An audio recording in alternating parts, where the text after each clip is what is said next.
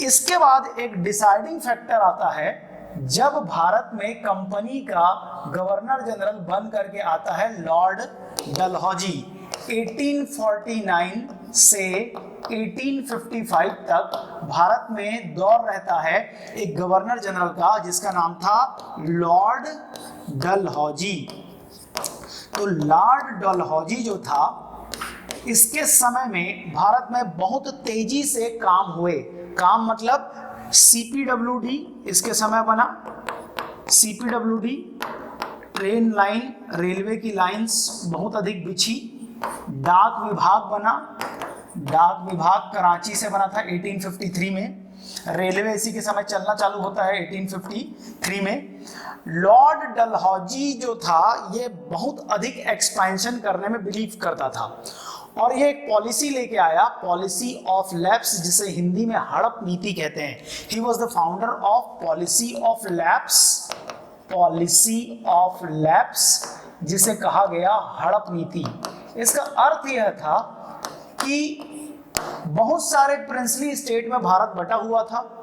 Company को अपने आप को पावरफुल करना है, तो क्योंकि अब मुगल तो कमजोर होते ही चले जा रहे हैं, मुगलों का कोई खास मतलब था नहीं। मतलब 1803 के बाद जो है दिल्ली में अंग्रेजों ने पूरा कब्जा कर लिया था ऑफिशियली।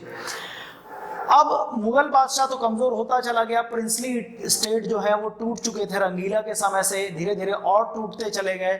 हर एक गवर्नर ने अपने आप को आजाद कर लिया और एक गवर्नर की सीमा दूसरे से मिलती थी या एक नवाब की सीमा दूसरे नवाब की सीमा को टच करती थी।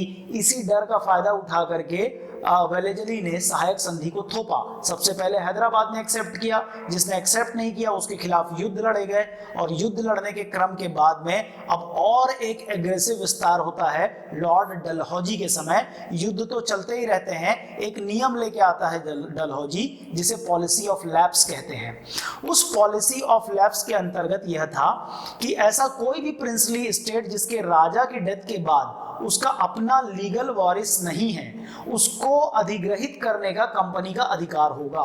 ये कंपनी का मनमानी था, किसी की सहमति हो या ना हो, उसका ऑफिशियल अब आधिकारिक तौर पे अधिकार रखने वाला होगा ईस्ट इंडिया कंपनी का गवर्नर जनरल। इस क्रम में सबसे पहला प्रिंसली स्टेट जो हड़पा गया वो सतारा था। तो पॉलिसी ऑफ लैप्स को किसने लाया था? CGPSC पूछता है, आप कहना कि डलहौजी। CPWD किसके समय बना? डलहौजी। रेलवे किसके समय चालू हुआ? डलहौजी। और डाक विभाग की स्थापना कराची में हुई, किसके समय हुई? कराची पाकिस्तान में आज है, उस समय यूनाइटेड इंडिया था। डाक विभाग की स्थापना भी किसके समय होती है? आपकी डलहौजी के समय। मतलब डलहौजी के समय बहुत ही वास्ट एक्सपेंशन हो रहा है, काम भी बहुत हो रहे हैं, लेकिन एक एक्सपेंशन जो कि एक्सेप्टेड नहीं है कि आप लोगों की इच्छा के बगैर उनके राज्य को हड़प रहे हैं, इसे पॉलिसी ऑफ लैप्स कहा गया। और इस पॉलिसी ऑफ लैप्स के अंतर्गत पहला देशी रियासत जिसे हड़पा गया वो सतारा था। सतारा के बाद झांसी और बिठूर, झांसी और बिठूर भी ऐसे राज्य थे जिन्हें की हड़प नीति के अंतर्गत हड़पा गया। डलहौजी के कार्यकाल के अंत में 1849 से लेकर के 1855 के अंत तक अंग्रेजों की नजर जितने रियासतों पे थी वो सारा कुछ या तो हड़पा जा चुका था या संधि की जा चुकी थी, सहायक संधि, या नहीं तो उनके साथ युद्ध लड़े जा चुके थे। एक ऐसा स्टेट था अवध, जिस पर लंबे समय से अंग्रेजों की नजर थी और डलहौजी ने जो फाइनल कील ठोकी वो अवध पे ठोकी और अवध को 1855 में 1855 में कुशासन के आधार पर हड़पा गया। Bad administration. तो कुशासन के आधार पर किसे हड़पा गया था? तो आप बताना कि अवध को हड़पा गया था। और इस समय यहाँ के जो नवाब थे, अवध जो था एक कल्चरल सेंटर था, कथक का विकास यहाँ हुआ, कुलिनरी क्यूजीन का विकास यहाँ होता है। यहाँ के नवाब थे वाजिद अली शाह। वाजिद अली शाह के समय अवध को कुशासन अर्थात बैड एडमिनिस्ट्रेशन के आधार पर हड़पा गया। डलहौजी के द्वारा अवध की इस हड़प को प्रेमचंद की एक कहानी में भी बताया गया है, जिसके ऊपर मूवी भी बनी है। उसका नाम है शतरंज के खिलाड़ी।